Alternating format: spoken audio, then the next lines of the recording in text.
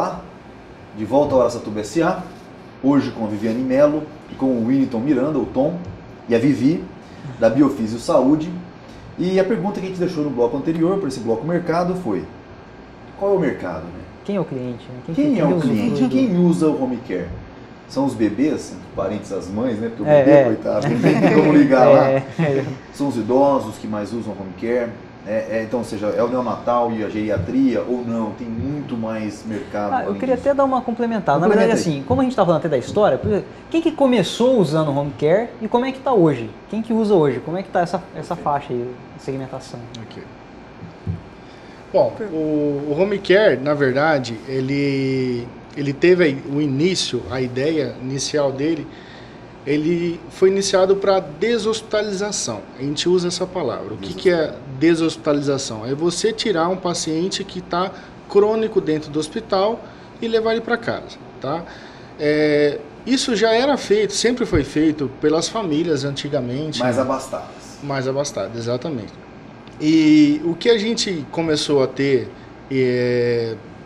desde 90, de meados de 90 para cá, foi onde que surgiu o home care aqui no Brasil, foi que a inserção desse serviço nos planos de saúde. Tá? O que abrange isso daí? São os pacientes que vão precisar de um cuidado pós a alta do hospital. Esse cuidado pode ser feito de várias formas. Tá? Por exemplo, um paciente ele fez uma cirurgia que vai ter que fazer um curativo. Tudo bem, ele vai ter um home care curativo. Então, dessa forma, a gente pode pensar que quem que utiliza? Desde a criança, do neonato, até o idoso.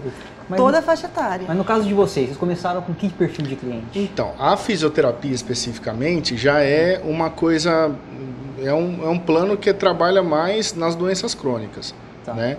Então, sendo doença crônica, são os mais idosos. Vocês começaram com esse público. Com o público mais idoso. O público mais idoso. Tá. Porque o intuito em casa é mais a parte respiratória desses pacientes, que são pacientes com problema respiratório, pacientes que utilizam ventilação mecânica, que são aqueles que respiram por aparelho, que dão suporte à vida. Então, doenças que a gente chama neuromusculares, são doenças que afetam a parte muscular e a parte do sistema nervoso, que não tem condução de manter a respiração da pessoa. E, hoje em dia, antigamente, o que fazia com crianças nessas condições? De doenças patológicas, que as crianças não conseguiam respirar sozinha, ou doenças que a gente não conseguia definir o nome, e as crianças moravam no hospital, passavam anos lá, principalmente no Hospital das Clínicas em São Paulo, entre outros. Elas ficavam lá, moravam no hospital e a família visitava. Hoje, não está sendo dessa forma.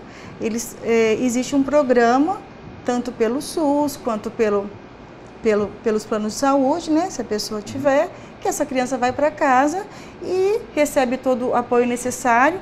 Se for necessário montar uma UTI dentro do quarto da criança, é montado. Hoje já tem condições para se fazer isso? Tem condição para se fazer isso, e a criança tem todo o desenvolvimento dentro da residência.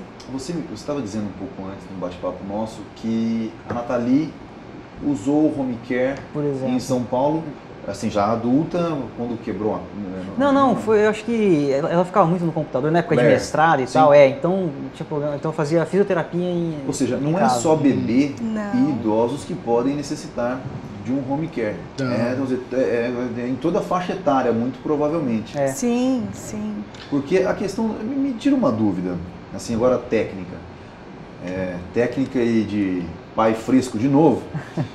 Visitar o hospital, tem gente que não gosta de entrar no hospital porque periga não sair de lá de dentro, né? Mas existe uma questão técnica importante sobre isso, que é a questão de lá é o lugar onde todos os doentes se encontram. Sim, claro. É bem simples, é estatístico. Isso, todos os doentes se encontram lá, então a chance de você pegar uma doença no hospital é muito grande. Hospitalar. Isso. É muito grande. O home care poderia ser uma solução, o hospital ainda até em casa, como algo que diminuísse essa questão do vou ao hospital e não saio mais do hospital? Pelo menos não sair da casa, pelo menos é natural. Parece que você tem alguns números sobre isso, né, Tom? Fala pra gente. Isso é estatística. Na verdade, o que acontece? A gente não tem como... O home care, ele é limitado, tá? É claro que, assim, urgência e emergência, não tem como a gente... Sim, perfeito. tratar em casa, tá? Por exemplo, se você for fazer uma cirurgia, alguma coisa, você tem que fazer no hospital, é claro. Agora, isso é uma visão que você está tendo que pode ser feito. Hoje em dia, até feito. Vamos supor, o cara vai fazer uma consulta num médico qualquer e ele precisa fazer um antibiótico, só que o antibiótico é endovenoso, vamos supor, na veia. Ele não precisa mais ir no hospital para poder fazer isso aí. Ele pode acionar o convênio dele, dependendo do convênio. O convênio manda até alguém lá na casa dele, onde vai fazer isso na casa dele. É muito melhor para o paciente, para melhor diminuir o custo do convênio, diminui também o índice de infecção hospitalar e tudo mais. Isso daí é muito melhor. E fora que, quer dizer, a gente reduz a demanda por leitos. Isso. Né? Porque essa é uma questão crítica Brasil. Né? Você vai se entregar uma coisa grave, não tem leito. E às vezes Tanto Kaique, que a Viviane já abordou até um assunto, que depois a gente ia até falar isso daí. O governo federal, ele lançou, a partir de 2011, do ano passado, um programa que chama-se Melhor em Casa, tá? Visando isso aí, diminuir a deshospitalização ou melhorando os leitos dentro dos hospitais públicos, ou melhorando, cedendo mais leitos para os pacientes. Eles estão fazendo um programa de home care do SUS. Tá? Nossa, legal. É um programa... Pode Melhor em Casa. Vamos deixar falar mais disso no Tendências, pode ser? Legal, Tendências, perfeito. aí a gente é uma coisa que está se querendo trazer para cá, sei que tem um projeto. Isso, a gente navega nessas áreas. Eu tenho uma dúvida, como que funciona o mercado nos grandes centros? O mercado do home care? Então, nos Por grandes... exemplo, São Paulo, onde vocês trabalhavam lá. Então, Anda sozinho. O que acontece? Geralmente nos grandes centros, os grandes convênios lá, eles têm os hospitais próprios, né? Tendo os hospitais próprios, eles têm os home care deles mesmo. O que acontece? O paciente entra lá, a triagem é muito mais rápida do que é feita, vamos supor, num hospital daqui do interior, de qualquer outro local. Sendo a triagem muito mais rápida, o encaminhamento pelo home care da própria empresa é muito mais rápido. Tá? Geralmente é feito mais rápido. Mas, geralmente o que acontece? O paciente entra no hospital, ele excede, quando a gente fala de exceder uma faixa limite de tolerância dentro do hospital, é acima de 15, 20 dias.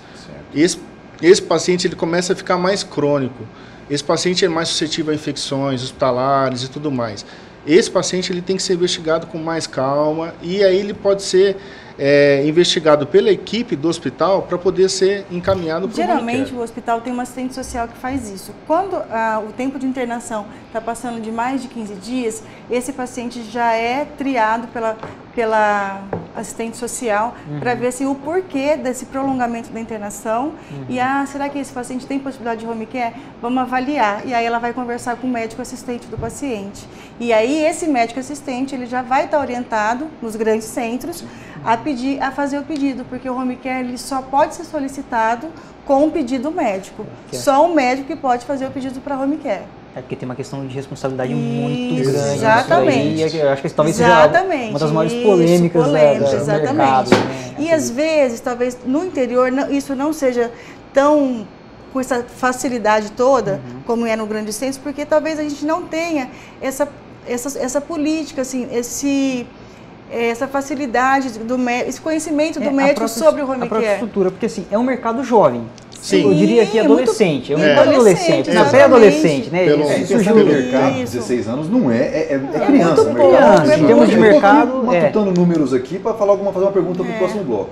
Porque assim, ele é um mercado, né, criança, pré-adolescente aí, mas é um mercado que já fatura aqui no Brasil de cerca de 300 milhões, né? Você tem essa informação. Cresce aí você tem informação de 9% ao ano. Eu pesquisei aqui na internet, em um blog específico aqui do segmento, está me apontando 15% ao ano de taxa de crescimento. Exatamente. Uma baita taxa de crescimento, né? E, quer dizer, então, é muito jovem para se ter toda essa capilaridade, principalmente quando se fala do interior.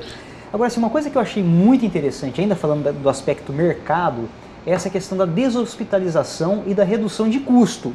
Porque os gastos com saúde hoje são os principais da família brasileira, né? Qualquer tratamento particular hoje vai, né? Você abre a torneirinha ali, é difícil fechar. E fala um pouco sobre que tipo de redução, qual que é a ordem de grandeza da redução que o home care pode proporcionar quando ele é aprovado pelo médico, dentro das condições adequadas de segurança. Então, a ordem da grandeza dos gastos, para falar estatisticamente, diminui os gastos de 30% a 40% do que o convênio ou mesmo o governo gastaria dentro do hospital e em casa ele diminuiria esse gasto de 30% a 40%. Por quê?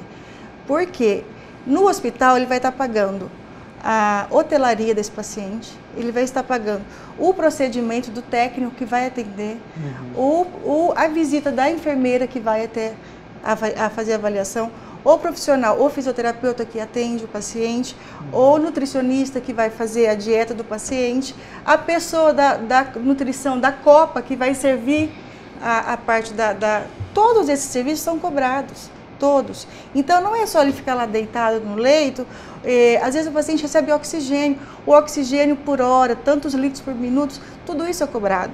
Então, isso na residência, quem vai fazer o serviço de hotelaria na residência? A família. É isso que eu ia colocar. Entendeu? Para a gente fechar esse bloco e para o próximo bloco Pimenta, para as questões, da gente saber algumas questões, polemizar um pouco essa mesa, mas a questão é justamente essa, eu coloquei aqui, eu estava escrevendo, era justamente para chegar aí. Eu imagino que seja mesmo, porque tem uma coisa ainda que não está colocada nessa conta que você falou, que é o capital investido para se construir os leitos. Exatamente. Quem remunera esse dinheiro? E estatisticamente você pode ter 10 leitos ocupados e 0 amanhã. E precisa de 10 depois de amanhã e 0. Essa questão de demanda por espaço que é estatístico, alguém paga o dia que não está ocupado. Sendo que a casa vamos dizer, da pessoa que esteja enferma está lá para ela. Já foi construído. O custo fixo já está sendo pago, já está dentro da conta da casa. Como negócio. Então, realmente, o home care tem uma questão de otimização de investimento na infraestrutura de alocação desse cara, além dos custos variáveis, que seria a nutricionista, que é a pessoa que já faz a comida para todo mundo na casa. Talvez alguma alteração. Ela vai ser orientada. Tudo, totalmente. Perfeito. Fora a questão do bem-estar social. Isso, né? Vamos pensar como sociedade. A gente chama de humanização. A gente começa a usar de forma mais otimizada, mais inteligente, aquilo que custa mais, que no caso é o leito hospitalar. Né? Exatamente. Então, quer dizer, é um ganha-ganha contínuo. Para o próximo bloco, que é o bloco Pimenta, nós vamos querer saber, então, por que os convênios, pelo menos nossos aqui da nossa cidade, não nos apontam para esse uso mais comumente no nosso dia a dia. Ou se apontam, e eu aqui não estava sabendo antes. Até o próximo bloco.